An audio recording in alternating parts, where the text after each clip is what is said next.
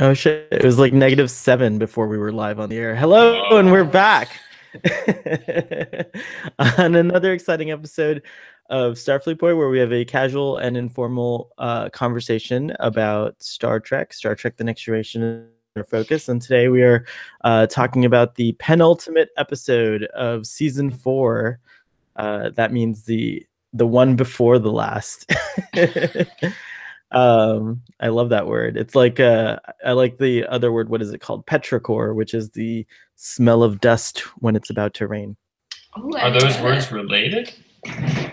No, Oh, The okay. penultimate petrichor. petrichor, cellar door. Anyways, we're talking about the episode in theory. And I started the hangout right away. Normally we do a little like catch up time and stuff like that. And it's twofold. I feel I did it for two reasons. One, we could catch up, like not on the air public stuff if we even have that off after the episode. And also because it's like 9 o'clock, and so I want to get our full energies into it. So Oh, I hope you yeah. don't mind that abrupt start. No, all good. We like to go late. We're Oh, cool. loaded up Okay. on Synthahol, ready to go. I'm glad you remembered. Hey, I gave you guys another data episode to watch, right? Yeah, we're Because starting to see a theme. well, because I think it's kind of cool if you can't watch I know you can't watch the show, or you guys haven't really been watching the show in order. So I think it's cool if there's at least some kind of like thread tying it all together. Yeah. It But is nice. Awful. for our audience who I'm talking to, you've seen them before if you're one of our very few return audience members. Oh, don't short sell yourself, please. Hello to all our fans, returning Yay. umpteenth time. There is a fan of you guys because I never got such a response as I did to your last episode. That's true. Our last episode was cause for controversy. Yeah. I decided in a previous episode I kind of almost brought it up because several Starfleet Boy irregulars know about this situation, and I decided that like I'm not going to go fully into the details because we just can't give I just don't want to give that energy to our show. So I agree. but I will just say it was very interesting, and so I feel like yes, there are there are fans, especially of you guys. Definitely. Big. And I'm your biggest fan, so that's That's cool. true. Wow, Jamie's so No, I mean you confident. are. Right. I have a lot of notes for this one. Do you guys, either of you guys, want to do the episode summary, or should I do it? Yeah, I mean I can do it in a nutshell unless you Yeah, go for it. Okay, so Nice. basically the episode opens with Data repairing some torpedo stuff with Jenna. Is that right? Yes. You gotta be more confident with your. So, I just wasn't sure if it was a first name or a last name. So Jenna. Jenna DeSoto. Jenna DeSoto. That's such a Star Trek name. So basically she makes this comment about like having been asked to dinner by her ex. And she asked Data to recite the list of reasons why she did not want to be with her ex. She's like clearly lonely and tired of being alone, but also she's just been in a bad relationship with Jeff, Jenna and Jeff. That's right, with Jeff. So I'm not sure if Jeff is a character we ever see at any point on the show. I don't recall. I don't think so. Yeah. Okay. So he's just Jeff, he's just redshirt Jeff. And they kind of get to talking, and I think she like in passing makes like she like needs a man, she like wants a man, and Data's kind of like, yeah, okay, that's not me. And then the episode starts. Credits take like 10 minutes, and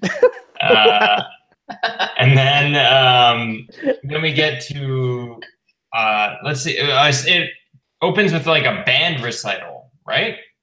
Right. It was a quintet. Oh, okay. I'm sorry. Is the music available on Spotify? So it's Reika. So if you want to look it up, it's Reika's Woodwind Quintet in E flat major. Wow. So clearly you did look this up. Yeah. Are you impressed? No, if you turn the subtitles on Netflix, it tells you the name of the freaking song that's playing. Oh. That's crazy. So this was actually a first for me. I'd always wondered what's that piece that's playing. And then the pogo thing I sent you later, I didn't know what that sample was till I saw this episode. I'm like, holy shit, that's the song from the pogo, and that's what Data's singing. And that's an aria from La Boheme, which I didn't know until tonight. So I'm super stoked about knowing all the everything's music. like coming together right now. Yes, sorry, I didn't mean to interrupt. Go on with your awesome. No, that's cool. I'm glad. This is the information listeners want.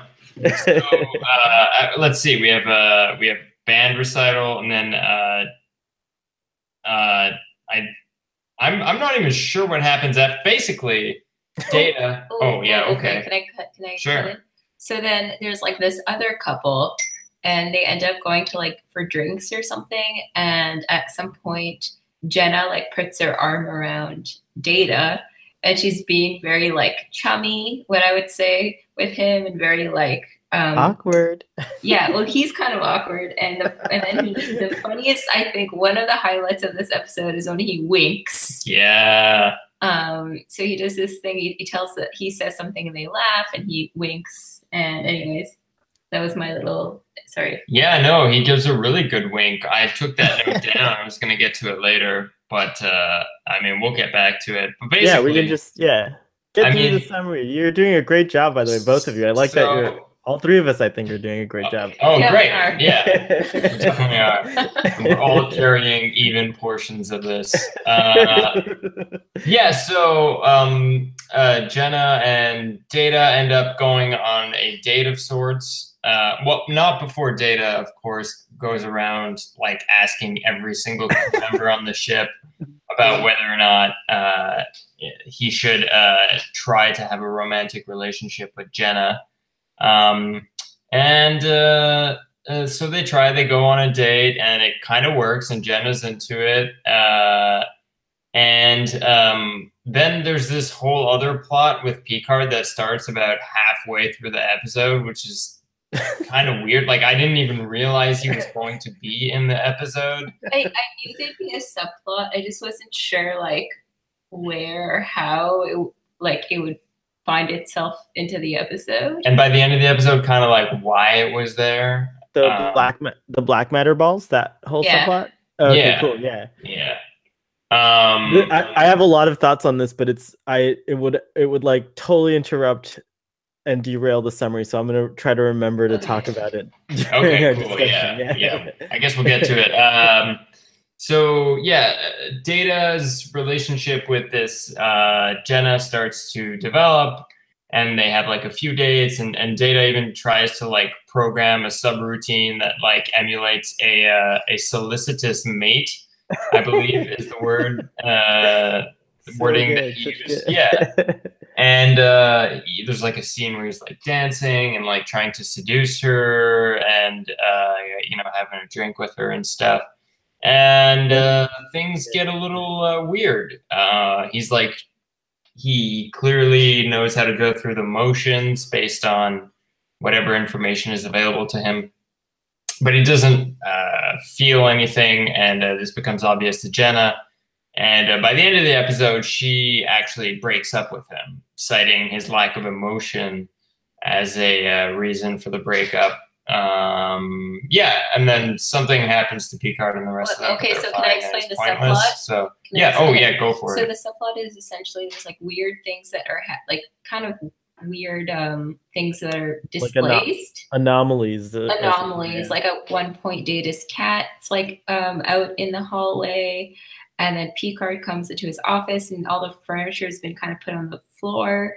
And there's another like anomaly. There's just like little anomalies that happen. And at one point, there's like something kind of like major that happens, and then they all try to figure out what it is. And they all become aware of the fact that something is happening, but they're not sure what. And I should add, at this point, they're exploring a dark matter nebula. And so at one point, they get this other, like, we'll call it like attack type thing that's happening to them. And Data is able to figure out what's happening, which I'm not quite even sure how to explain, but it's essentially just like that they're going through these pockets of dark matter, and it's like warping the space around them. It's like creating pockets of like weird space, and that's kind of it. And then at the end of the episode, they realize that like they try to get out of that nebula, but they realize that the dark matter pockets are everywhere. So they try to do this thing where Picard goes on this like mini ship to like help guide. Like, the shuttlecraft. Shuttlecraft, that kind of works, but then at one point the shuttlecraft explodes.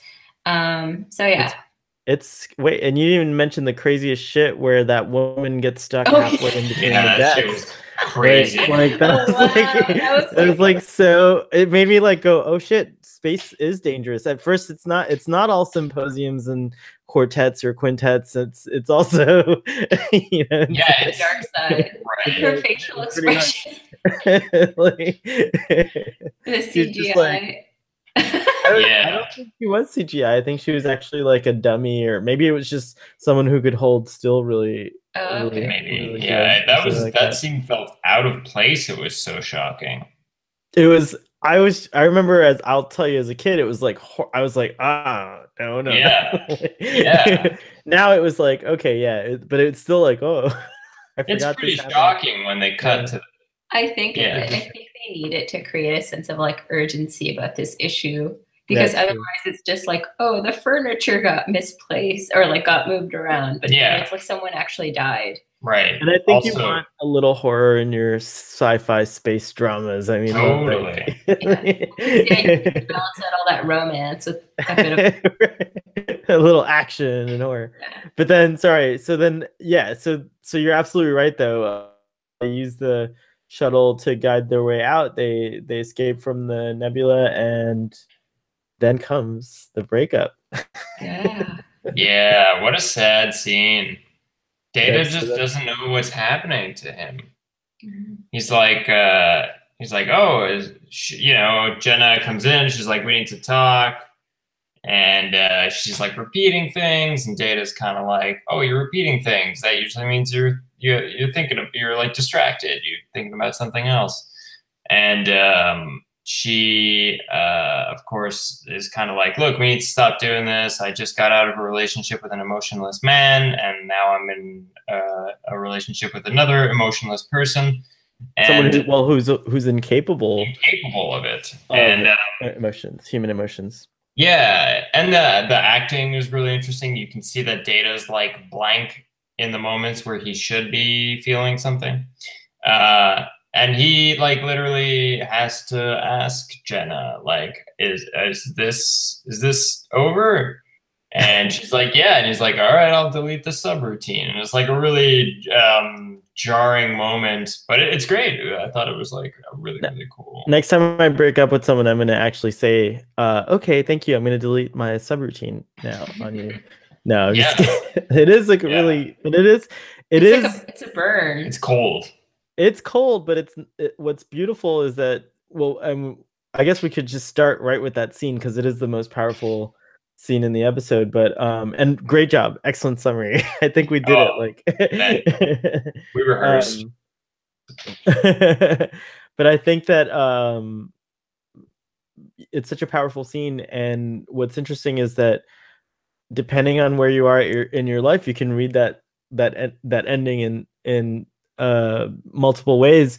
This time I actually I had that reaction of like, oh, that's cold, that's so harsh, like, like, yeah, does he not realize, like, he may not have emotions, but does he not realize that could elicit like a really a really sad emotional response from a human? And then I wonder if Data himself is somehow unaware that he is capable of things like love, because when Spot jumps on, or yes, Spot hops up on his lap, and he's like, the scene ends with him, you know, petting his cat, which was great. That was such an awesome touch.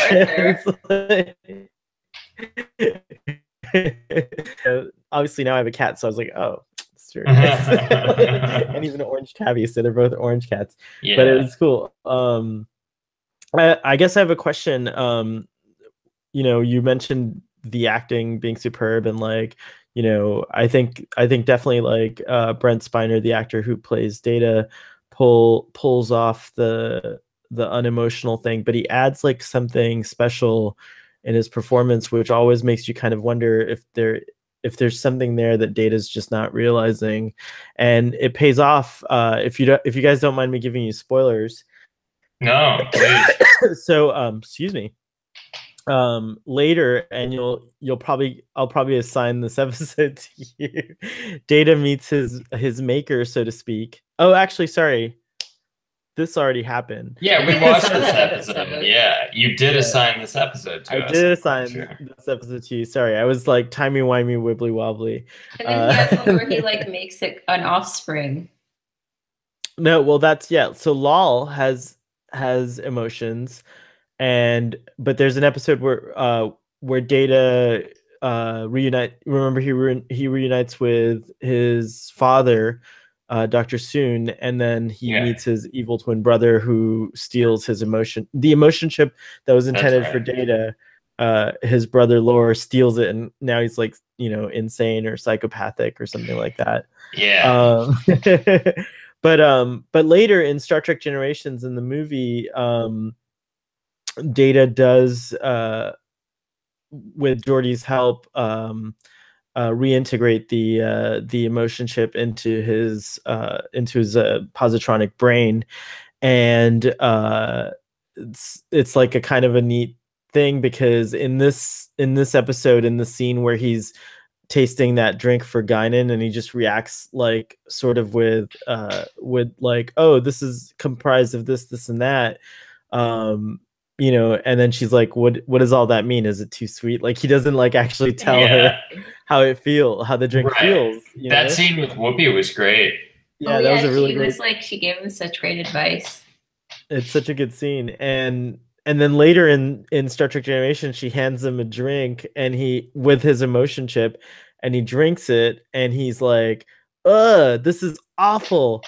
And she's like, do you like? And he's like, more, please. So there's a really nice little payoff from this, or like nod to this episode that happens later, which I, again, totally forgot about it. So that's why rewatching stuff is so fun sometimes. It's pretty cool, actually. Yeah. So you guys were watching this episode, and did you guys ever wonder at any point, like, is this what life with a sociopath might be like? Oh, I didn't. That's a good point. It might be. If anyone's listening, and do you know when you're a sociopath? Is it something you're aware of and you're trying to work on, or is it something that you have to be? I don't know, psychology people out there. Yeah, if you're listening, call in. We don't have that ability, Jamie, but I think one of these days we'll have more bandwidth at the Starfleet headquarters, and I'll be able to do like a live event where people can hop on and chat with us and things like that. We'll try that. I'll see if we can experiment with that in a future podcast. Yeah, when you come to Montreal. Oh, yes. Yeah. Nice. That's an ongoing, for people listening, this is just an ongoing endeavor to get Sohail to Montreal. So the GoFundMe is Get Sohail to Montreal. Nice. We're looking to hit our objective of $500 Canadian to get Sohail up here. So that's awesome. Yeah. If you actually start this GoFundMe, I'll fund it. I'll fund it. I swear. So I'll fund it like every whatever. I guess if you could do intervals, right? Like I'll fund it like a little bit every month, and then we'll have met our goal. So I encourage you to do Let's this. do it. Yeah, I'll get my website guy going. You need a website guy to start a GoFundMe, right? No, it's all done. It's all on there. You could sure. You can it just happens. Like no, it's gonna be like an off-brand GoFundMe. It's gonna be like in my domain. GoFundMe with 2 E's. You know? GoFundMe. If this GoFundMe is successful, maybe we can start one for the photography conglomerate. Okay. So for listening, we're also trying to start a not-for-profit photography organization, which is nothing like Instagram or any other just random grouping of people with cameras. We use Instagram as a tool, but we're a conglomerate. It's kind of like the very It's like LinkedIn. It's like it's like a responsible, kind, ethical Scientology. That's what the photography conglomerate is. Yeah. You know what's funny? When we like first thought of this, like I don't know how many years ago, I remember like I actually talked to like people that are photographers about it, and they're like, "Oh, that sounds so cool!" Like I'd be interested. It's a good idea. It's such a good idea. So find the Patreon, sign up, become a patron. And we're trying to hit our objective of $12 each month. So far, we've got 2 cents coming in every month. So wait, there's a real Patreon. Wait, are you just making this up? No, there's no Patreon. There's no Patreon. I got so excited. Well, there's no Patreon yet because my website guy is still working on it. But did we? Okay, it's Patreon with 2 E's. Question. I remember we did go on GoDaddy, and like, did we buy the domain? Oh crap! We might have. I remember we did that. Do you remember this? Wow. I might be the owner of the domain. I don't know if I've renewed it. We like saved it. I remember that. That's amazing. Wow. Okay, that was a huge departure from the Star Trek departures. No, remember we established in our last episode together that we have these friendship moments, and so the audience will occasionally miss our friendship moments. So that was one of them. By the end of this, like by the time we're done with all the different shows, everyone will feel like our friend.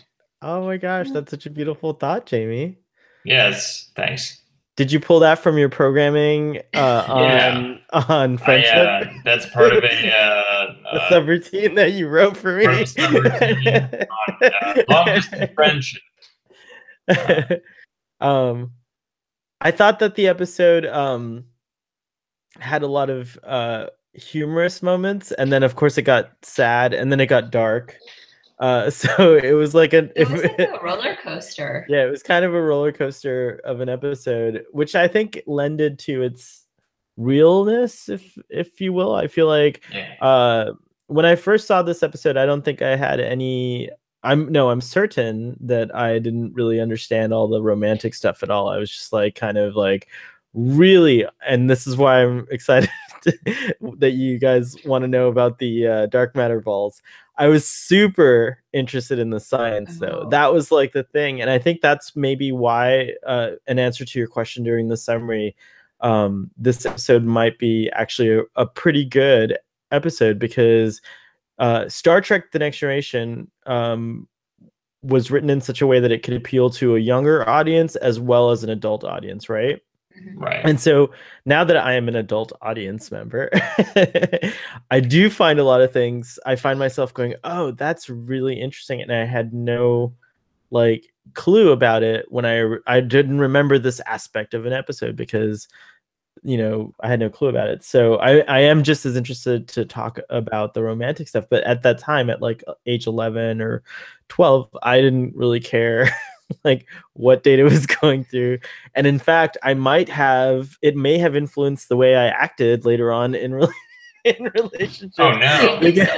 Because I think a few of my first relationships but I think, to be fair, I think that the mistakes Data is making are kind of hyperized versions of mistakes we all really make in relationships. Like a moment that I thought was particularly humorous because it was uncomfortably close to like experiences that I've had in my own life, was like when he's like trying way too hard, he's like, am I not paying enough attention to you? And then and like, so he's like going from like, you know, this guy, he's oscillating between these like extremes, and then he's like, maybe you're the problem, and my mom, like all that kind of stuff.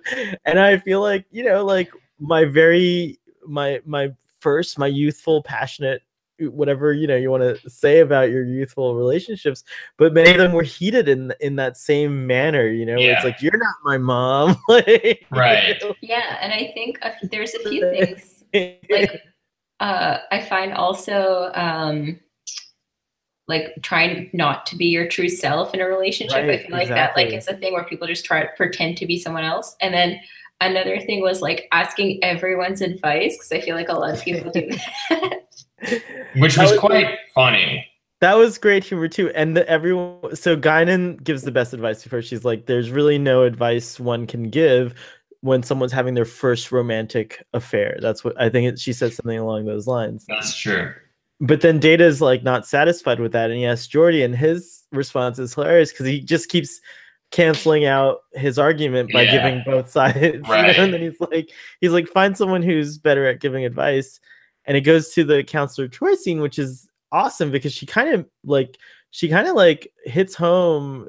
What she says, I think, was really impactful because, and I feel like parents say this, and like, you know, our mentors say this to us when, you know, when we're endeavoring to get into like, you know, deeper relationships, is that it's not a test or a game or like some kind of experiment. Like, this is something you have to be extremely like sensitive to, and you especially, because you don't have the emotions to understand it the way that a human would, you know. And so I think like you see him kind of like, you know, kind of take pause, and then he references that he had been studying about relationships, and then she changes her tone a little, and she's a little warmer, and she's encouraging even, and she's like, that being said, you know, try it out, like see what happens. You know, like it was a really cool scene. I like that. But then I loved Riker, who's just 100% focused. Come on, but he's such a bro. He's such a bro, but he's 100% focused on like, maybe you're gonna get laid, and that's the best thing ever. It was quite dorky, actually, I thought. Yeah, but like you can see, he got so excited about the idea that Data was gonna, you know, be in like a sexual relationship as well. You know, it's like, I have a question though. Can Data have sex? Yes. So in season, that's established actually like in the second episode of Star Trek: The Next Generation. The crew get a virus that that makes them kind of like act inebriated and drunk, and so they lose all their inhibitions. And one of the characters, her name's Tasha. She died in season 1. She's just like, you know, very serious all the time, and so when this thing happens to her, she like completely is the opposite. And she gets like she goes in like almost, you know, like the way they portrayed it, it's like she was sweating and like palpitating, and she was like, it's almost like she went into like an animalistic kind of like heat, if you will. Right? And so she's very horny, and so she grabs Data and pulls him in because he's just like coming to give her like a message or something. And she's like, wait, Data, are you like capable of? And he goes, I'm fully functional in every way. and he's like, and I'm programmed to provide sexual pleasure in something like 700 different cultures, right? So he's basically saying, yes, I'm also programmed to be a sex bot, which is how our first androids 100%. And I wonder what you guys think, but like, it's already happening in Japan. Totally. The first humanoid looking robots are going to be probably, and this is unfortunate maybe, or maybe it's not, depending on your perspective, they're probably going to be sex robots. What do you guys think? They are definitely going to be sex robots. It's true. Audience, I wonder what you think. I would love to know. I'd hate to be the guy who has to repair those. Ew. That's all I'm going to say about that. I hope the designers create some kind of flushing mechanism that Yeah, well, me allows too. the androids to clean themselves. Maybe, I don't know. Like, you know, That would be nice. maybe we should get together after this and have a brainstorm session and start a real GoFundMe, which is the world's very first realistic sex android. I feel like that would get tons of funding. Too I much. wonder, yeah, maybe too much funding. I don't know why we're talking about GoFundMe. Oh, that's right, because we're sponsored by GoFundMe. That's right. Just like a few episodes, we were sponsored by MindNode. All right. Yeah. No, audience, just kidding. And I don't know if any lawyers are watching, but maybe we are sponsored by those things. But I don't know if we're supposed. I don't know. If you're a lawyer listening to this, how about this? The potential's there to be sponsored. If you are someone who works for GoFundMe or MindNode and would love to sponsor Starfleet Boy, please send all inquiries to the email. Sponsor that shit. Which is sohail@starfleetboy.com or starfleetboy@gmail.com. Or you can reach out to us on Twitter @StarfleetBoy or on Instagram, which is also slide into the DMs. Slide into those DMs. That's a cool phrase. Your headphones remind me a little bit of Princess Leia. Oh, mine? Yeah. Hey, this is a Star Trek podcast. I know. And Jamie looks a little bit like Chewbacca, which is whoa. On the eve, this is being recorded on the eve of Solo. Yes, it's true. And Jamie, we no longer have a bank of episodes, so this will be also published on the eve of Solo. How's that? My goodness. Good luck. Good luck to Solo, the movie. I don't think it's going to do well. You don't think it's going to do well? I don't think it will do well financially.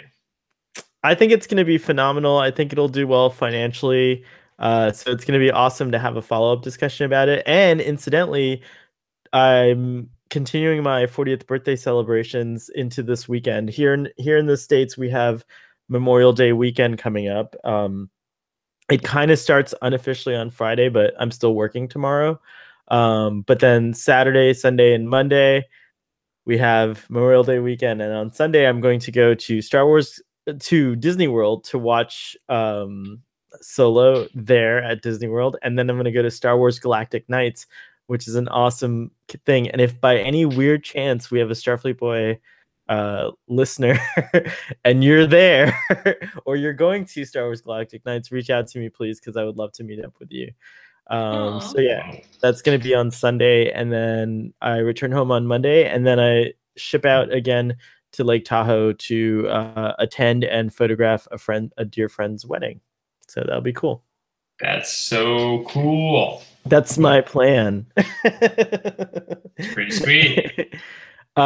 Speaking of weird paths, I think we need to address Picard in this episode. Because that dark matter storyline, that shit came in it was halfway through the episode. I thought Picard wasn't going to be in the episode.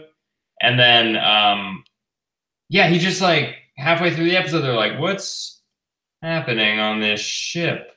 I mean, they talk about it a little bit with Geordi right there. Well, it kind of fits the timeline of the episode. So what I liked about this episode, and again, this is kind of what I caught this time around. I've seen this episode maybe a handful of times, less than a handful, perhaps. But what I liked about watching it this time, I guess I watched it with a little more intention, was to answer your question.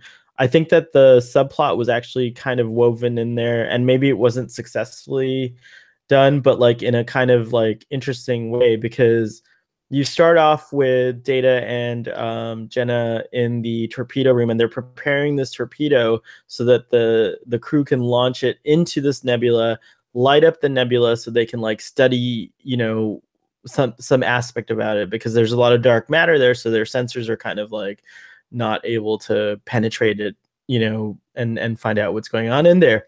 And so there's a casual scene later on where they mentioned that the result of the, by the way, that was a romantic scene. I think that was an interesting scene because that effect was pretty cool.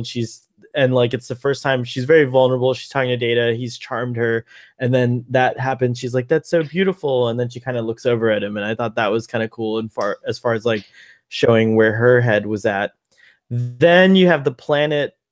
Then you have another scene where they're like, well, the results of the probe showed that there's several M-class planets in the nebula, and M-class in Star Trek, which is short for Menshar class, is a planet that has a atmosphere, basically an Earth-type planet. It's an atmosphere composed mostly of nitrogen and oxygen, and the conditions are ideal for humanoid type life forms to have developed on the planets, right? Right.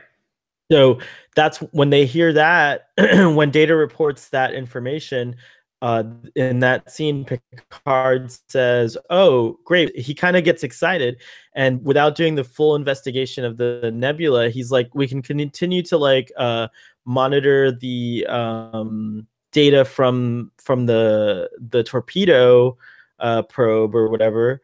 But let's go and see one of these M-class planets. So that kind of forces them, like, that's the bad decision they made, in a sense, was to go see this planet. And if you remember, when they get to that's when the weirdness starts happening in the episode too, because right after that scene, they have the spot, where Spot is not inside the quarters, right? Mm-hmm. And you're meant to think that, oh, did Jenna go into his quarters while he wasn't there, right? Yeah. But then the computer says that no one has been in the quarters, so then that's where the mystery actually begins. But I think it's easily overlooked because it's like really kind of like, not, I don't think it was like too overt, Yeah, it also just felt But like, then wait, yeah, go ahead, sorry. Well, yeah, I feel like maybe overt is the right word, because I feel like maybe just a line of Data being like, is Jenna going through my stuff? Or I don't know, just something to like maybe connect the two plot lines a little bit more. But they're not related. Yeah, they're not related. It's kind of what I liked about it is that like random shit can happen in space while normal shit's happening in your life. You know what I mean? Like, here's Data dealing with like trying to figure out this relationship thing, but in the meantime, like a mystery starts cropping up, right? That's true. Mm-hmm. What I don't like is that, like, I guess you can explain that too, so it's fine. But initially I was like, why is it that like the anomalies become increasingly more severe? But I guess it could be more dense as they get closer to the center of the nebula, so that kind of explains that. But anyways, they get to the planet. The planet's not there. That's another clue. And then it appears all of a sudden. So as these black matter balls, which can be huge, apparently they can be the size of a freaking planet, right? Pass over you, you get shifted or phased out of normal space, as it were, right? So the Enterprise has like these little, black matter balls traveling, through it. And so that's like one of them could have been, for a moment, it opened the door in Data's, quarters. Another one, it shows, it's actually after another scene. It's like the scene where she brings him, where she comes into his quarters and she's like, oh, you should have stopped painting. Remember that scene? Yeah. Right. After that scene, she's all like happy because he did exactly what she wanted. And when she walks away, you see that weird thing happening on the wall there. So then, from there on, I don't think I have to really talk about it, because then it gets like they start hitting you over the head with it after that. It's like, which is kind of cool. But then what was odd to me was, but it was also kind of like badass, is that like Picard was really insistent on flying the shuttlecraft, and he fails at it because it's such a complicated maneuver that he has to do. But he does help to get the Enterprise so far where they can just kind of gun it to the end of the nebula. Yeah, I just want to add that at the end, when they like the thing explodes and they're like, did we get him? Like, no one for a second was like, oh no, like we all knew. It's also true. Picard was just like, yeah, I got some good jokes to crack right now. Like, he was like right about to die, and he was like, now would be a good time. Settle down. He's like, yeah, I don't know. He's like kind of being cocky, I guess, but it felt out of character. I thought there was another thing that was kind of a little out of character, but I enjoyed it. There was two times actually in this episode, and I wonder if the writers weren't experimenting with trying to do something different with Picard, because when Data comes up to him to ask his advice, he's like, "I know you're looking for advice. As soon as I have some, I'll let you know what it is." It was like snarky. Yeah, it was super snarky. And then later, when one of the anomalies passes through his ready room and all his things drop off of his desk, pardon me, Picard's like, maybe it's a poltergeist, and which is something so ridiculous. And then and he turns to Worf and he goes like, a mischievous spirit, and I did think it was funny, but I also thought, oh, like, I don't think they ever did that kind of thing. Do you think like Picard's been like smoking up on the side? I think that he would actually be drunk. That's true. Like I actually think that he, because as we established, they're drinking synthahol like crazy. So until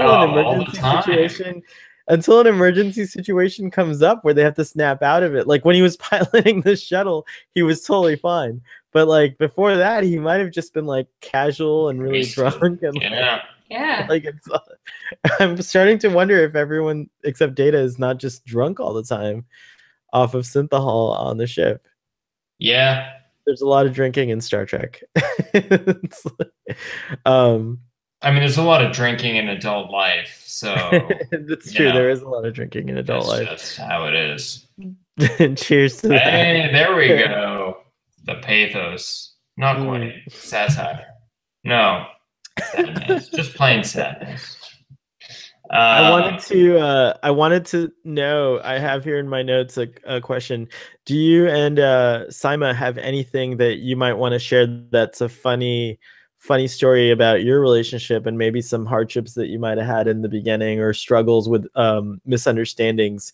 But obviously you've hammered most of those out now that you guys are married. What's a funny story that happened today? Oh, there was one today. That's awesome. It's super relevant. Oh yeah, sure, go for it. Yeah. So we just moved into this apartment. We've been living here since congratulations, Saturday. By the way. It looks cool.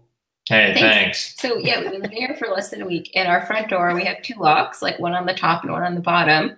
And we got like Jamie's had the set of keys we've had for like since we moved in. Then we had to get another set of keys for myself. And the top lock wasn't like working properly. And like Jamie had told me like, oh, it's okay, we won't use the top lock for now.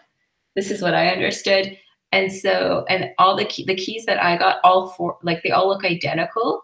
And so I figured for now, I'll just take the one key that I need, and I know this one works, because the others all look the same. And rather than like every time I come home, like putting 4 keys and trying to figure it out, I'll just take the one that I need. And so today I come home and I had like a really long day, and I was at this conference and I was very much looking forward to coming home and relaxing. And it's like 3 p.m. and I like come home and I put in my key, and then the top lock is locked and I don't have the key for it. So the door wasn't opening, so I was locked out of the apartment.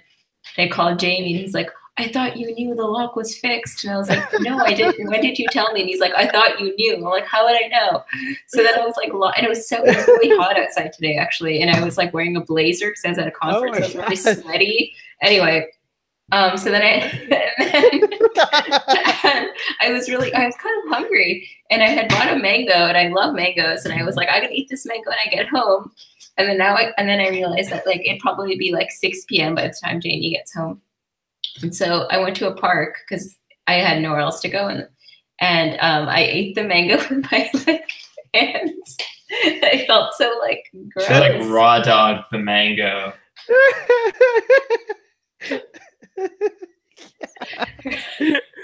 Oh my gosh, that's a great. Thank you for sharing that. And Jamie said, "How do you?" Are you gonna update your subroutine to like exclude mind telepathy?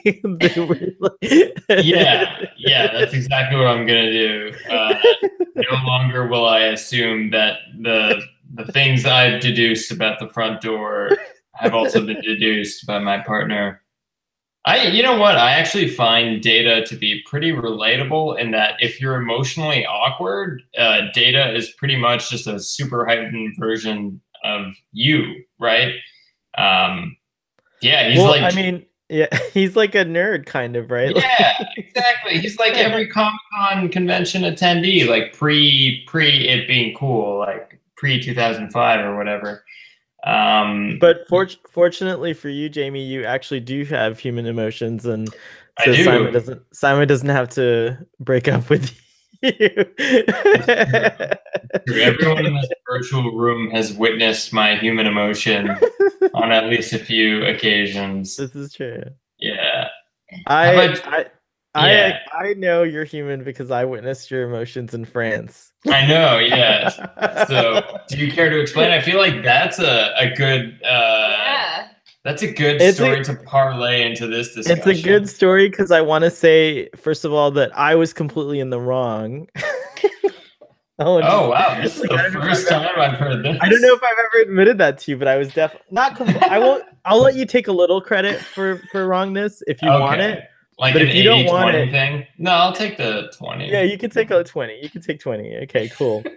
All right, so we've decided mutually that I wasn't completely wrong, but I was mostly wrong. And so I did this thing called the Camino del El San. I can't speak right now. Camino de Santiago. Santiago de Compostela, and I met Jamie in France because Jamie was also doing the Camino de Santiago de Compostela, and our friend Eddie, who was on the show a couple of episodes ago. Yeah.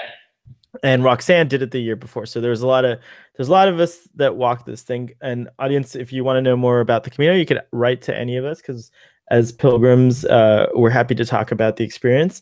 And or you can just look up the Camino de Santiago online and you'll find a lot more information than I had access to in 2010 when I did it with Jamie. But anyways, we're walking along and I had gotten injured in such a fashion where I couldn't really carry my heavy 60-pound backpack.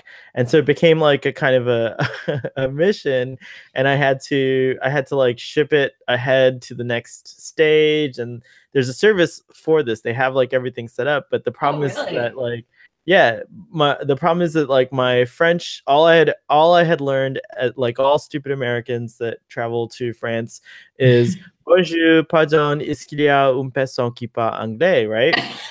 and in Paris, that's great because most people are really, they think that it's cute that you learn that much French, and so they'll try to help you out. But we're in like the Haute Loire, which is like the highlands of the Loire Valley, or the Loire region, and we're we're in the deep, like the country places of France, like the very deep rural France. Rural France. So every attempt at doing that like came with consternation or miscommunication or whatever. And one time, out of like the kindness of his heart, actually more than one time, the kindness of his heart, Jamie would get on the phone and facilitate my shipping, and it was wonderful. And he did that for me. So thank you, Jamie. If I didn't thank you then. You're welcome. So we get to this one location, and I forget, it was raining and there was some kind of strife. I can't actually remember the real reason for the strife, but what it came down to is I was behind Jamie and Eddie. They'd gotten there ahead of me, and they just kind of like had a little time to relax. And instead of saying hello and how is everyone, the first thing I say is like, hey, have you guys seen my bags? Jamie, can you translate for me? And he goes, I don't care about your fucking bag. Except hold on. What else? What did I leave out? You didn't say, hey, has anyone seen my bag? You said, where's my bag? Oh, where's my bag? That's what. So I was like, and like the bitch at the start of the sentence was implied. It was like, bitch, where's my bag? Okay. And also, hold on, real quick.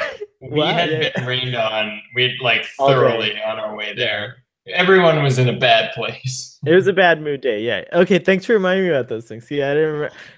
So 8 years later, guys, we laugh about the story so much that I forgot those pesky little details. But I'm glad you still remember, Jamie. Wow. I'll never be able to forget it. And then that led to like a little kind of I guess you could just say like our Jamie and I's first argument. Like Yeah, it was like a real argument we had to make up. Argument. And, We had to make up. There's a photo that documents the moment. It's really interesting. It's in a steamy basement. We're having our dinners. What does that photo look like? I don't remember. You remember it? If you find if you can tell a little bit, put a little more color or detail into the story, I'll look it up for you. I think I know where it is. Well, I remember that night, did we eat like duck or something? Or maybe the people who were staying at the place. I thought the reason we made up is because despite my horrendousness, I made you dinner. You definitely made me dinner at that point in the trip. You were like big on cooking dinner at that point. Yeah. You were so into it. I think you had predicted, because we didn't know each other very well, and I think you may have predicted that, oh, this guy's gonna be an asshole all the way and not do. No, definitely didn't. I was enamored when I met both of you because I was like, Americans. Yeah. I'm not American. But it was nice to. I was stuck with a bunch of people. I'd run into a bunch of people as soon as I got in France who were from Quebec, where I'm from. And it was just like, didn't feel like a trip because I was just with a bunch of people who lived like 30 kilometers away from me in where I live in my home country. So I was so excited to meet you guys because I can also speak fluent English. And yeah, I can also speak fluent I can, yeah. So, I was like, oh, English speakers, I can communicate with them. And I was like, they're under the age of 40 and this would be nice. And so I was just great. So I'd just like to interject and say, Jamie wants to learn Urdu. Oh, Jamie, when are you going to start learning? We can learn it together because I don't speak Urdu very well. It'll depend on when I subscribe to Rosetta Stone, like when I can budget it in. But probably sooner than later. For those listening, if you don't know what Urdu is, just do a Google search. Jesus, just do a Google search. Yeah, Urdu is a predominantly spoken language. Well, I haven't found that picture yet. We're getting close, but there's this delightful picture that I did find, which I'm happy to share with the audience here. Let's do a screen share. This will be a treat. We'll get set. Oh, there I am. For anyone who's listening at home, that's a photo of me reaching for Sohail's dick. Looks like I'm going for a hand job. I think you were genuinely trying to do a cool pose. I was definitely trying to do a cool pose where I lean on your dick. You both look so young in that photo. I look incredibly young. So do you. We were just kids. I think I want to balance these two awkward stories with a very romantic story, and that is that during this Camino, this walk through France and Spain, the whole time Jamie couldn't stop thinking about you, Sima. You were like the gold at the end of the rainbow that he was reaching. This is true. I think that's one of the things that like definitely endeared you to us was your devotion to Sima. Oh, no one had met you at this point. No one.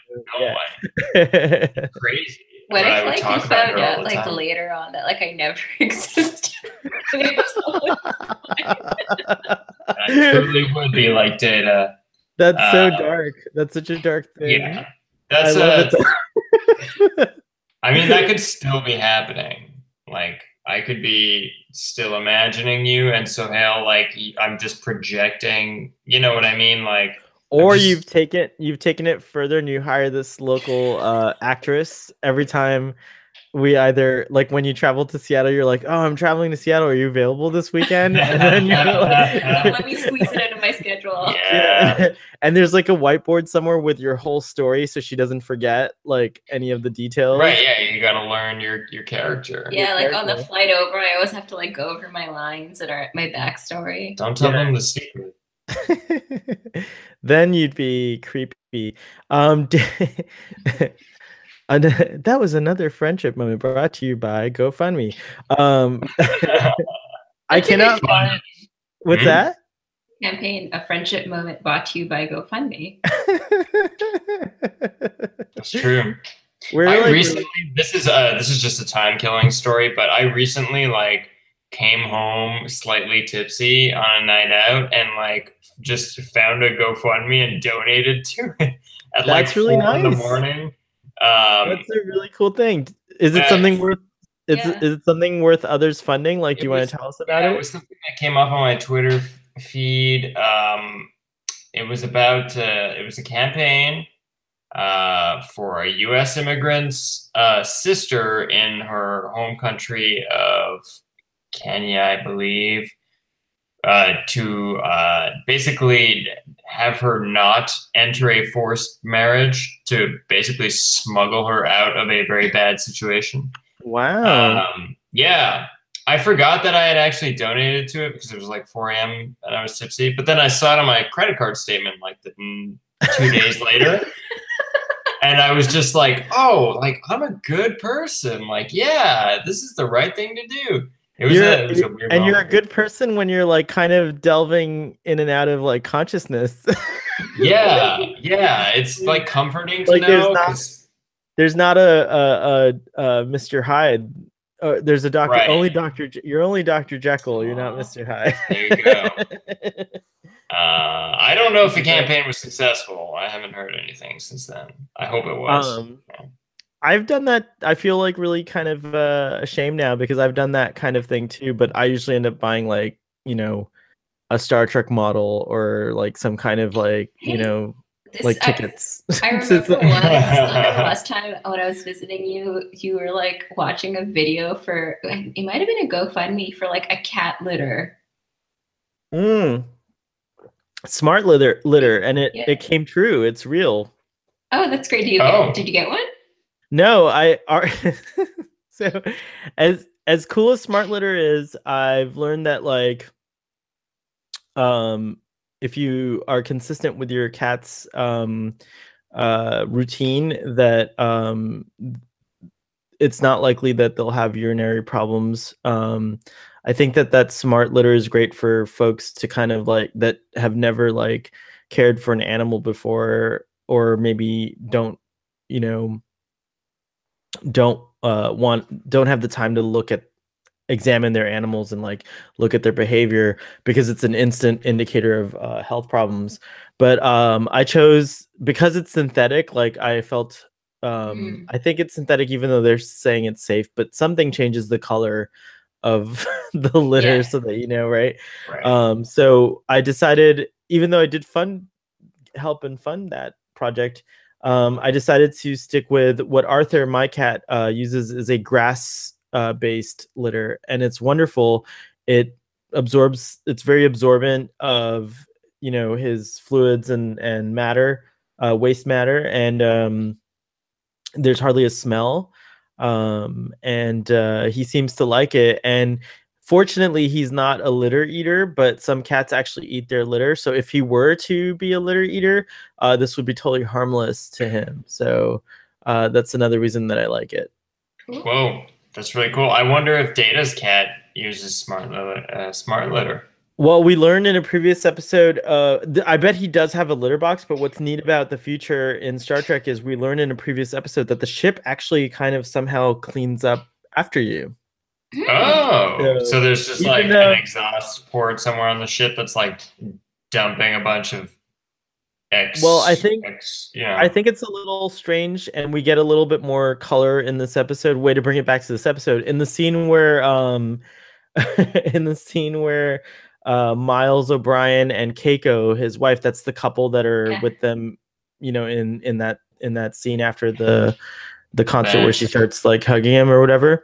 In that scene, Keiko's telling a funny story about how like the Miles doesn't pick up his socks, and so Keiko like thought maybe he'll do it after a day, like he won't be able to stand it, but then a week went by and like the socks just kept piling up, and so she finally just acquiesced and gave in and started to do the laundry. And she says something about like the cleaning processor. That's what she said, like I started putting the socks in the cleaning processor, which I thought was interesting. It's not a laundry machine per se, right? Yeah.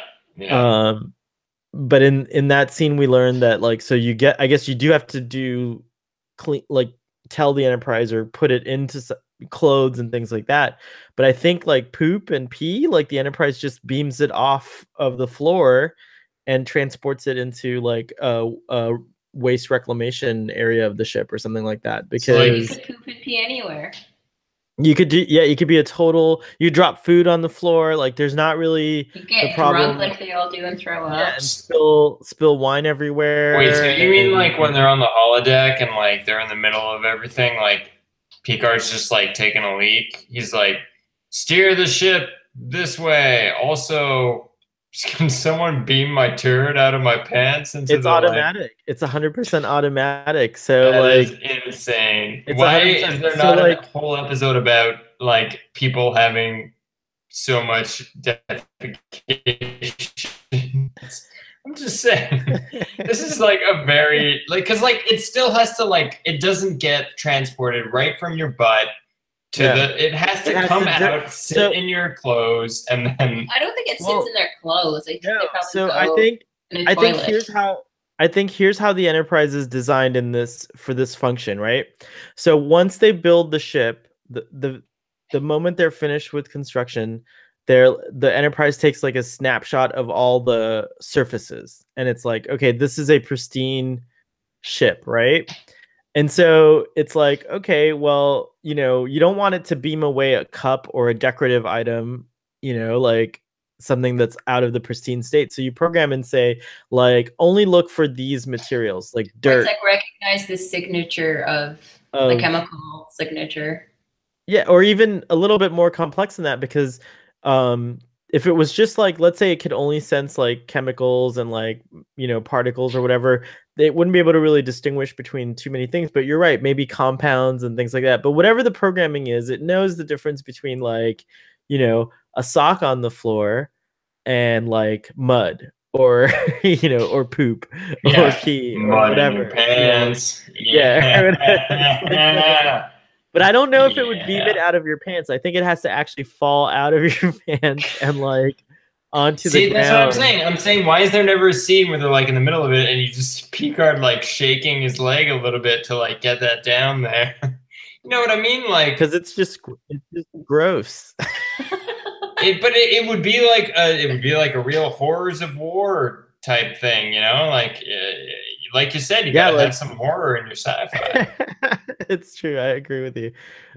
Maybe that's something that Star Trek Discovery can do, because it's obviously too late for Star Trek: The Next Generation to integrate your idea into the show. It's not too late for season 9, everyone. Patrick Stewart still looks the same. I know, and we'll take this moment to talk about some Star Trek news. We don't know where these projects are at right now. They're just like barely not even rumors anymore. But Quentin Tarantino is reported to be directing a Star Trek film, and Patrick Stewart said he was very interested in work, to work with Quentin Tarantino, and so he would don his spacesuit once more for that opportunity.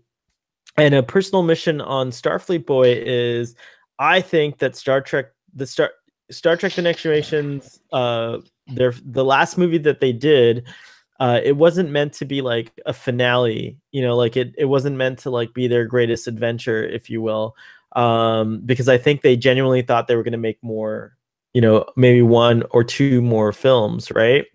But unfortunately, like after Star Trek Nemesis didn't do so well in the box office, Star Trek went into like kind of a deep sleep, you know, for a while. And so there were no new movies for like many years, and you know, and there was nothing of Star Trek on TV, and you just kind of like, you know, whatever was on syndication on television.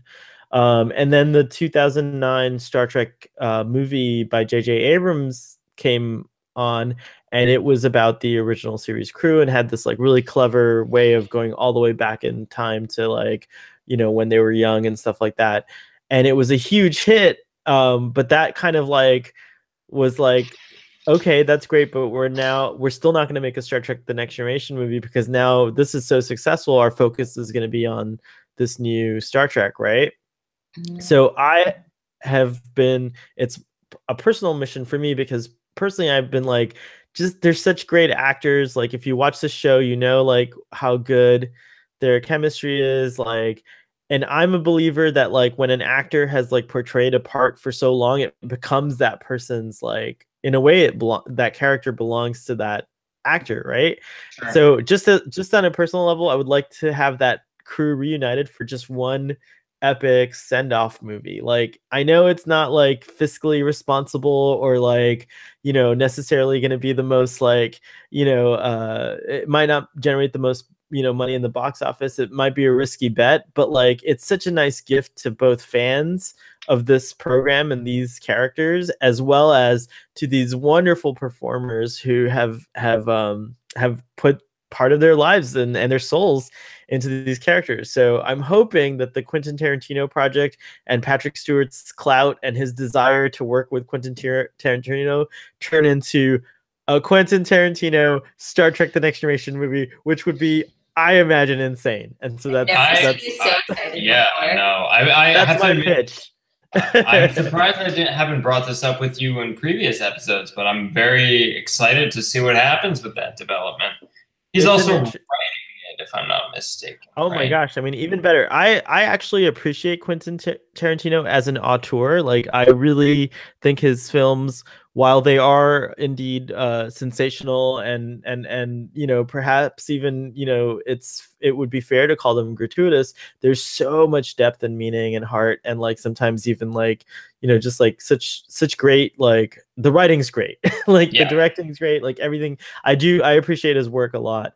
And, you know, he may be a controversial figure, and you know, what's true and what's not true about him remains to be known. But I'm hoping that he's a good soul, and that then this project happens, and that he, you know, it brings a new kind of like chapter to Star Trek, and like maybe opens Star Trek up to like other directors who didn't think they could do a Star Trek movie that are just as interesting and unique as Quentin Tarantino. Definitely. I think he's got another movie coming out next year, and then his next project is Star Trek.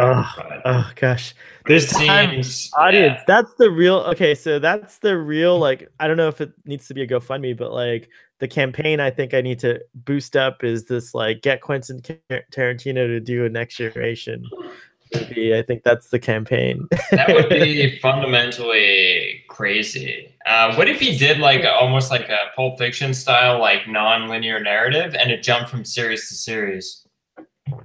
Oh, I'd be all about that too. But I want the focus to be on the Next Generation. Like, somehow that film, I hope, gives this crew, like, then after that, like, so the reason I say this is you guys haven't really watched any of the Star Trek movies, have you? Except maybe the newer ones? No, all I know about Nemesis is that Tom Hardy's in it.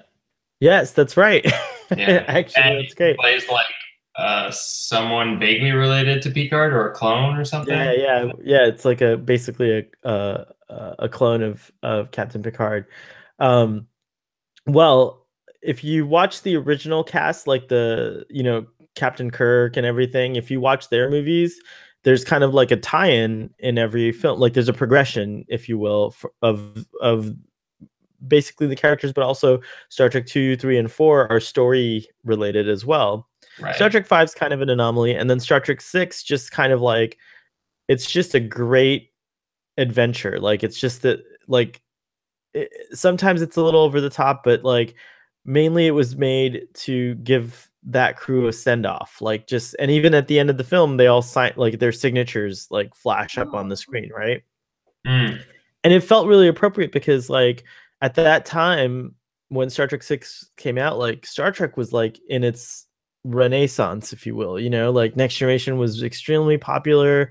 And it's around this time that we're talking about coming up, I think in season 5, that Star Trek 6 comes out. So there were two, you know, there was the original series and the Next Generation. They had concurrent kind of stories, and so Star Trek 6 was like just a nice note perfect send off for them. Not everyone agrees with this, of course, but I think it's a very it's like a very commonly held opinion. Then start it hands the movies over to Star Trek: The Next Generation. So obviously, because of the way that the two series that followed Star Trek: The Next Generation happened, we couldn't have we're technically not past the story of the Next Generation. Like that story hasn't closed, if you will. And so essentially what it means is like there's no continuing story of the crew of the Enterprise. Since then, we've had stories that deal with the crew of Starbase, Deep Space Nine. We've had a story that deals with the Voyager, and we've also had a story now that deals with the Starship Discovery, the USS Discovery, right? But no more stories have been told about either the Next Generation or the generation after that. Like what's going to be the next Enterprise crew, because it's waiting, because you got to close out that other chapter, you know? So I'm excited because there hasn't been an Enterprise based, you know, there was actually, it was called Enterprise, but it's set in the past. And it didn't do well and it got canceled in its 4th season. Right. But anyways, the story needs to continue. And in order for it to continue, I feel it would be wonderful if you properly close the chapter of the Next Generation. I'm right there with you. Let's do it. That got deep. We know you're listening. We went so deep there into my personal feelings about Star Trek. So I just like that. I feel like we redeemed the podcast a bit and brought it back to Star Trek. We were on topic this whole episode. I think, like, honestly, like the moments that we shared about our relationships, I think kind of, yeah, like I feel like they are loosely tied to this episode, but it definitely, watching this episode brought those themes up in our conversation. Sure, and I think that, so yeah, it kind of helps. Yeah. Definitely. Is there anything we're missing about, I think we've covered so much about this episode. Yeah, I think we've yeah, I can't think of anything. I think that's about it. Oh, I just thought, just this random, but like when Jenna is like sharing things about her childhood with Data, and she's like, I wish you could have been there. And he's like, well, he's just like, the way time works, you know, right. I can't. That was like that's right. I thought that was really like funny. Did you think any of the stuff that Data said was romantic at all? Like when he was just like himself, like not imitating something. Mm-hmm. No. Sorry, he Data. says something. He says something interesting. I just like to add that, like, you don't necessarily always have to be like romantic, right? Right. Well, also take it from me, an expert of romance, that if you want to be romantic, you gotta talk like this, and if you're gonna talk like this, you gotta move your mic out. You gotta say, you know, gotta get up in a lady's ear and start whispering. No, Data just can't do this. Is that how Jamie wooed you, Simon? Does that really work? Just gotta. No. Hey, what's your name? In the scene. Do you want a drink? In this. You wanna? Nope. No. Nice okay. alleyway. Oh my god, it's kind of creepy. This is when Jamie like goes, "You're not my mother. Don't tell me what to do. Yeah, I don't give a fuck about your bag." I did so much. I kind of felt like he was like, in a weird way, like almost like her servant. Okay, so let's talk about her for a second. I don't think we really actually have given much attention to her. We've definitely, I think, covered Data a bit and stuff like that, but what kind of person gets into a relationship with an android? I think that's really interesting. Like, what do you guys think of Jenna? I agree. And it's like weird how she's like so like like when she tells him to go back to his painting and he does, and she's like, or like, it's like, well, what did you expect? Like, he's literally the most direct thing in the world. Like, you can't, I don't know. She's obviously not in a good emotional place. Like, she's lost. I think Jordy brings it up where like she's probably just rebounding. Like, she's emotionally vulnerable. She's lonely. So Jordy was right after all. She was rebounding. Yeah. I think she's also maybe a little bit curious. Like, do you think, let's say the Jeff thing didn't happen, I wonder what do you guys really think she has like a robot fetish?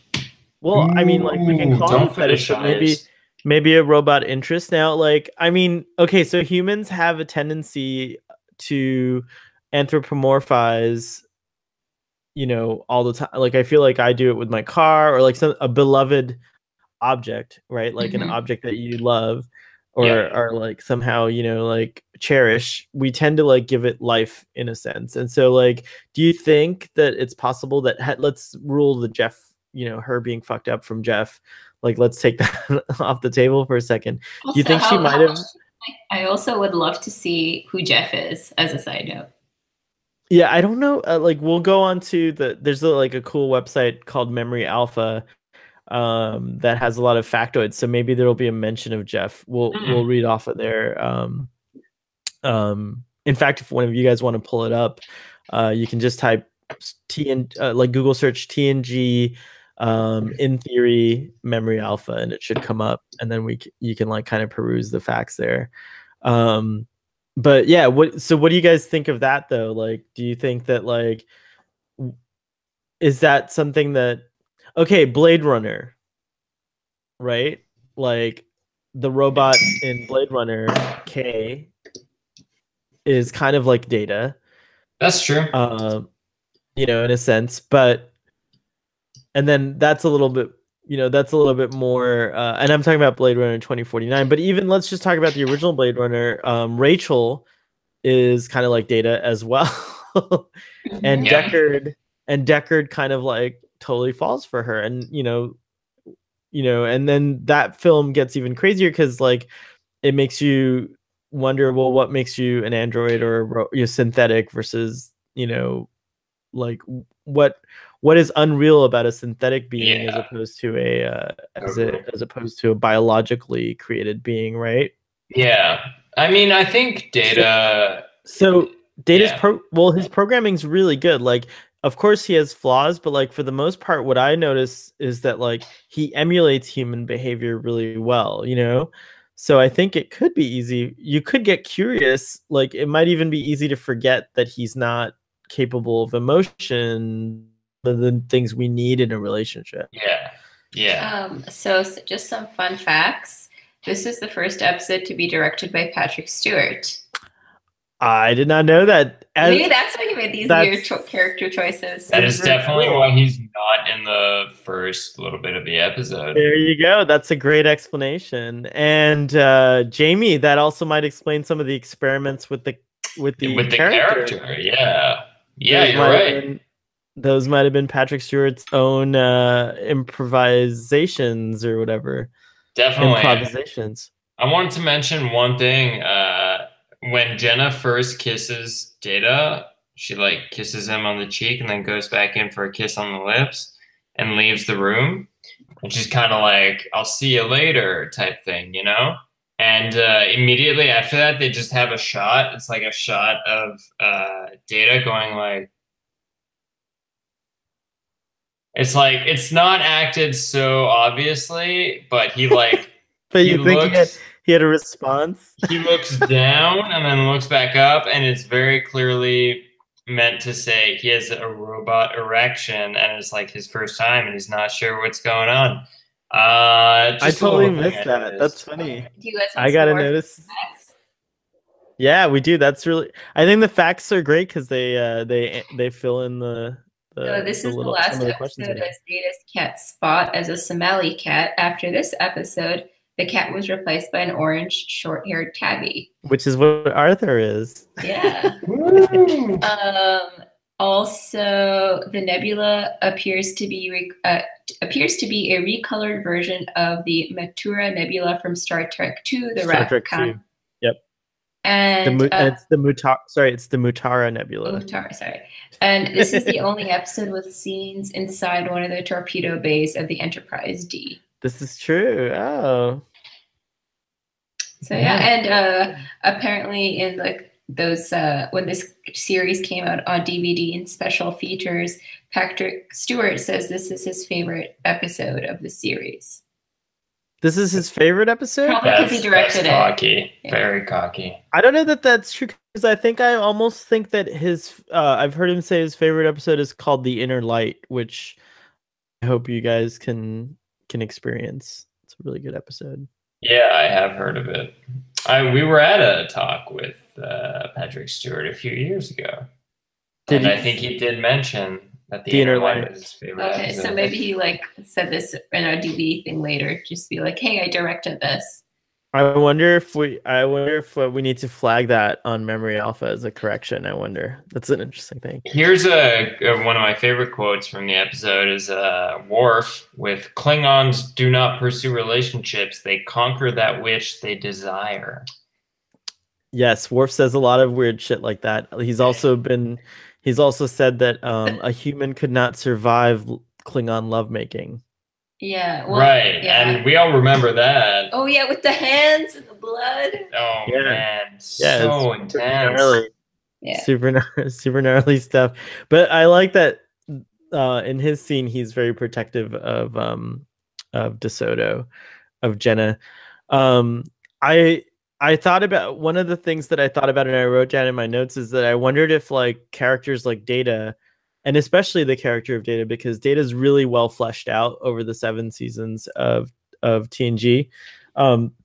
If the way his positronic brain works and some of the kind of, some of the science fiction that was just technobabble at the time, like for example, writing a subroutine or, this and that. These are actually kind of processes that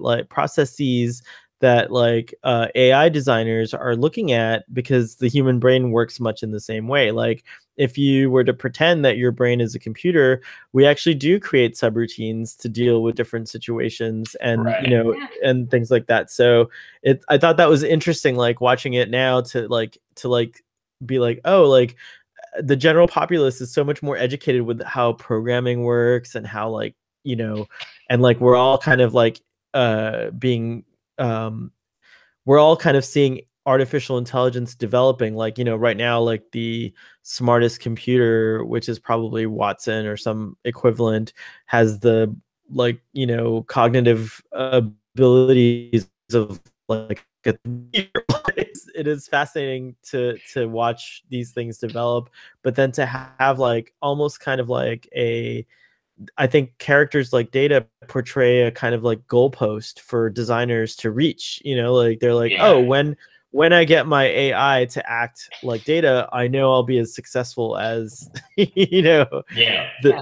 like that. So, and I think Data overall is a positive example of what it might be like to live and work with artificial intelligence, if you will.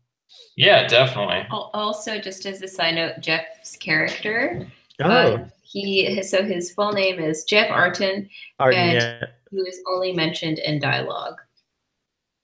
Ooh. Audience, here's a new challenge for you.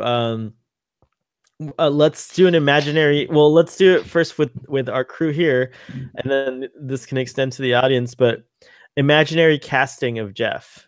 If you who would you? Current Simon, or in the past? It doesn't matter, from any time period, any actor. Who would you think he was a good-looking guy? Based on what you know of Jeff, so we do know one thing: he was emotionally unavailable. Oh, okay. And then also he makes noise when he eats soup. He makes noise when he eats soup. Okay. Nicolas Cage. You know what would have been great? I'm gonna throw something out, but go ahead. You first. Nicolas Cage. I do like that. I got one. Keanu Reeves. Oh, wow. Whoa. Good one. It'd be great if either Nick Cage or Keanu Reeves could be in that Quentin Tarantino movie and just randomly, if we were writing it, we would have put Jeff in the story, wouldn't we have? The whole I thing have would be a about Jeff. question. Knowing how like intense Star Trek fans are, do you think if there was a character in a Quentin Tarantino movie called Jeff Arden, like people would like know? Or they'd, If like, they said flip Jeff out? Arden, if they said the full name, 100% people would know. There's people out there who would know. We'd definitely be looking out for it because we're now obsessed with Jeff, right? Like, so He's all I can think about. there's The at boy least Jeff. 3 people that would think about it. I think that's something that would have been ironic and funny is if they got Brent Spiner, the actor who plays Data, to play Jeff, but just out of his makeup. Oh, It might have been a really funny twist on the whole reason why Jenna fell for Data. oh, that's great. Also, as a side note, I realized how like weird his makeup is. Like how It's gold. oddly, It's like, but it's like so like it's so oddly done. Like I don't know. Like I was looking at his face and I was like I could see like his skin coming through. Like I think he maybe like if they did it now, like a thicker layer of like makeup and would be better. yeah, I think that like also when Star Trek: The Next Generation was remastered, they used used a process that like, you know, they captured it from the original film negatives, but I think like old school TVs kind of That's true.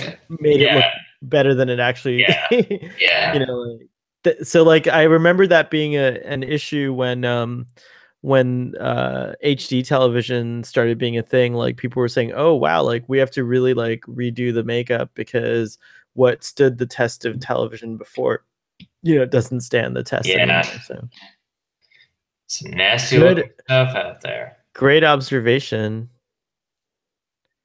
What else do you got in your notes? We already talked about the musical pieces. I think like that's it from me on my notes.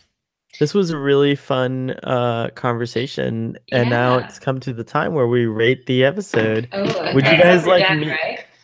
What's that? Is it thumbs up or thumbs down? No, we do. Oh, I'm glad you remembered that. But no, we're doing a scale to 1 to 10. Okay.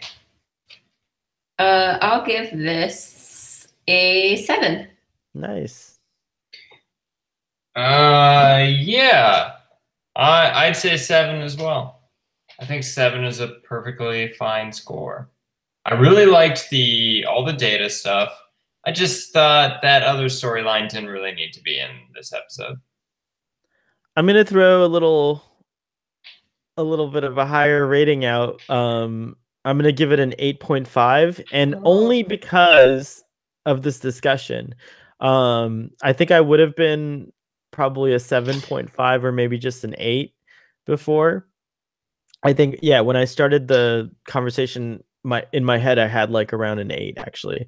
But I think I want to give it an 8.5 because this was a delightful episode of Starfleet Boy, and it was fun sharing stories and having a fun time with you guys. But and that colored it a little bit better. But learning that this was Patrick Stewart's first directorial effort kind of makes it a little bit more special, and I think that deserves a little extra bump in my rating. That's a good point. It's a fair point. But otherwise I think like we're pretty aligned in what we think of this episode. So yeah, I think that's awesome. What Riker says in that scene, I actually wrote it down, Jamie, was when you get involved with another person, there's always the risk of being hurt, which was kind of good advice. But then he's like, and then if it goes really well, shebang. Ho, ho, ho. Yeah, is there any question in the future? Are there like, or have there been, or will there be any like Riker personal episodes? Yeah, there's gonna be a lot. Are you guys interested in doing some of those? Yeah. Oh yeah, for sure. Now that I know he's a bro, I'm interested. He's a fascinating character. Right. It's Riker might have been the bro template. Because like at least he might be the template for bro grammars, because Star Trek's we touched on this just really earlier. Star Trek's pretty nerdy, and so like the people who watch Star Trek who are also programmers, and those guys are known as brogrammers. So I feel like like Silicon Valley type guys. Yeah, and programmers at Amazon too, Yeah. So but I think Amazon's actively working to change that reputation, which since we brought up Amazon, who could also sponsor us if they wanted to. Oh wow. Yeah. Jeff Bezos is a huge Star Trek fan. Like his whole space program is based on his love for science fiction and Star Trek. And I'm sure he dresses up in cosplays as Captain Picard. Oh, he has like to. 100%. And there's a picture. If he dresses up as like Counselor Troy, like it's just everyone's like that dude has to be Picard. Right? He's like totally. Yeah. And there's a really cool photo of him and Patrick Stewart, which is just like really cool. Nice. And I'm like, oh my gosh, it's like. Okay, I'm gonna look this up. Yeah. So yeah, that's all we got. Anything else, guys? Any shout outs? Anything? Oh, since this is like very timely, is there any like kind of thing you want to promote that you're doing this weekend or anytime soon? Has anyone approached you at your sketch comedy and said, I heard about your show from Starfleet Boy yet? Has any of that happened? No, but hey, you can keep hoping. Yes, I am hoping. Okay, I'll plug something. If you live in Montreal and you're free on June 8th from 4 to 7 p.m., come down to McGill University's Thompson House. Grad Life McGill is organizing a clothing swap. Oh, what's a clothing swap? Like, so clothing swap is like a way for people who you want to like get rid of your old clothes or like maybe like new or unworn clothes that you don't want anymore. And you bring them to like a location and other people bring their clothes and you can like swap and take some of their clothes. And then whatever's left. So it's like supposed to be a sustainable and cost effective kind of thing. And whatever's left over, we will be donating to charity. I think that's awesome. Yes. So that's very cool. I fully endorse this clothing swap thing. Yeah, I don't have anything to plug, but if you want to hang out, I'm free most Tuesday nights. Occasionally Wednesday, Thursdays. Find me on Facebook. And how would you do that? just find me. Just find me on Facebook. Well, you could definitely find. I think an easier way to find people than Facebook is Twitter, and Jamie's handle is Brain Doodoo. That's Brain DOODOO. And then Sima, you just recently joined Twitter, so if anyone wants to follow Sima on Twitter, _Sima in it. Okay, and spell that please for the audience. So underscore and then it's SAIMAAHMED.